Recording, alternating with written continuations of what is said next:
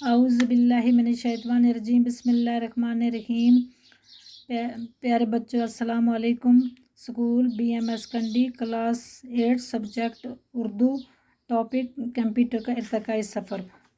بچوں، کل ہم نے پیج نمبر 104 پڑھا تھا، آج اس سے آگے پیج نمبر 105 پڑھنے جا رہے ہیں۔ چلو بچوں، شروع کرتے ہیں۔ تیسرا حصہ حساب کتاب کا حصہ ہے، اسی حصہ سے کمپیوٹر ریاضی کے سوال حل کرتا ہے۔ چوتھا حصہ کنٹرول یونٹ کہلاتا ہے، یہ حصہ پورے کمپیوٹر کے جنرل منیجر کی طرح ہوتا ہے جو مختلف حصوں کو کام کرنے کی ہدایت دیتا ہے۔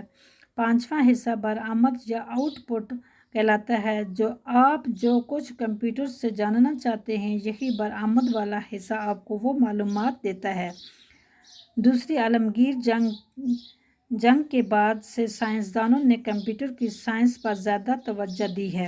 اس زمانے کے بنائے ہوئے کمپیوٹر پہلی نسل کے کمپیوٹر کہلاتے ہیں۔ پہلی نسل کے ان کمپیوٹروں میں برقی سگنلوں کے لیے ویکیوم ٹیوب استعمال کیے جاتے ہیں۔ اس کے علاوہ یہ کمپیوٹر جگہ بھی بہت گھیرتے تھے۔ ان کمپیوٹروں میں لگے ٹیوب برقی سگنل دینے کے ساتھ حرارت بھی خارج کرتے تھے۔ کبھی کبھی یہ حرارت اس قدر زیادہ ہو جاتی تھی کہ کمپیوٹر کے نازک حصے جل جاتے تھے، چنانچہ ان کو ٹھنڈا رکھنے کے لیے بڑے بڑے ایئر کنڈیشنرز لگانے پڑتے تھے۔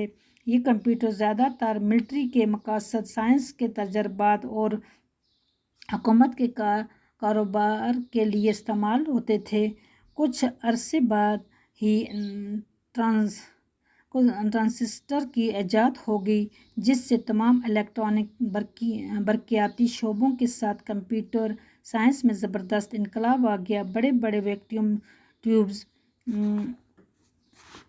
ہوا سے خالی ٹیوب کی جگہ چھوٹے چھوٹے ٹرانزسٹروں اور سیمی کنڈکٹرز پرزوں نے لے لی۔ اسی وقت کمپیوٹر کی دوسری نسل وجود میں آئی۔ کمپیوٹروں کی یہ دوسری نسل جگہ بھی بہت کم گھیرتی تھی اور بجلی کا کرنٹ بھی کم استعمال کرتی تھی۔ اس کے علاوہ یہ کمپیوٹر پہلی نسل کے کمپیوٹروں کے مقابلے میں بہت زیادہ تیزی سے کام کرنے لگے اور ان کی یادداشت میں معلومات ہزاروں گنا زیادہ درج کی جانے لگیں۔